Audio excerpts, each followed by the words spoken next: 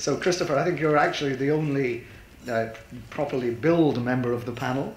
And Christopher has been spending a lot of time with the Initiative for Global Development standardizing documentation, particularly PPAs. So, I mean, you could talk about that a little bit, Christopher. And then I think the interesting question that is, you know, whether we've heard some of the diversity of project development approaches, whether there's any mileage in the idea that the JDA, the Joint Development Agreement or the Co-Development Agreement, could also be standardized in a way that gives greater comfort to governments and maybe helps co-developers agree more quickly amongst themselves how to move stuff forward. Thank you. So yeah, my name is Chris Camponovo. I'm with the Initiative for Global Development. IGD is a US-based nonprofit whose members are all essentially private sector from around the world, all interested in investing primarily in Africa as a means to reducing poverty. The way IGD works is we speak to our members about some of the challenges and opportunities in investment, try to identify those challenges, and then we at IGD will try to identify and develop programmatic approaches to unlocking those investment opportunities and trying to relieve some of the bottlenecks. And so in this instance, we had a number of our members from the power sector who had identified a particular obstacle to developing power projects in Africa, and that was the lack of standardization in the PPA. Essentially, the experience in many places being, look, if you've got a standard PPA, you lower your transaction costs because there aren't any. You don't negotiate. Maybe you negotiate tariff, but that's pretty much all. Lower transaction costs, speed development time, and then hopefully ultimately reduce tariffs in the long run, which I think was the experience in South Africa with the tender process for the solar. It's been an interesting experience, and I'll be a little provocative.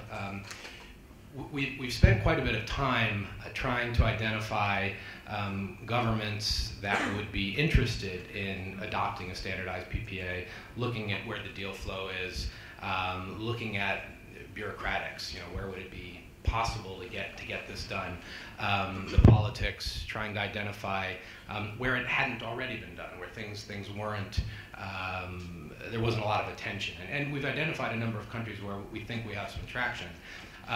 But what I find interesting is there are also a lot of places that have adopted a standardized approach to power purchase agreements.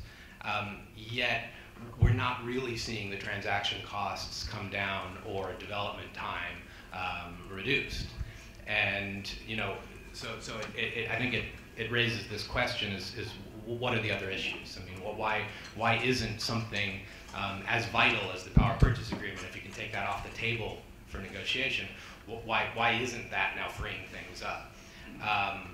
You know, in some ways, I think it's related to these chairs, right? So one size doesn't necessarily fit all, and I think it's also. I mean, I think one of the things that we have to question in this room, people interested in the power sector in Africa, particularly developers, is there something structural, something institutional? I think you raised the cost of legal fees.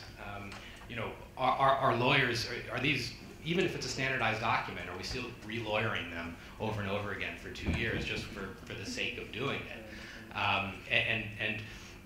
And I think that's where standardization in joint development agreements might come in handy. I think if there is transparency as to what everybody is expecting out of a deal from the outset, particularly amongst governments, developers on the finance side, you'll sort of free up, I think, a lot of these obstacles. You'll also reduce the suspicion, I think, amongst partners, amongst governments, and that's going to go a long way toward reducing transaction costs and speeding up development. So I think there's definitely merit. I know Andrew had mentioned earlier that this is something that Africa Finance was interested in looking at, and I think that'd be quite a worthwhile endeavor. So with that. Great, thanks, Christopher. Doing business in Africa, you can't afford to be without Africa Investor.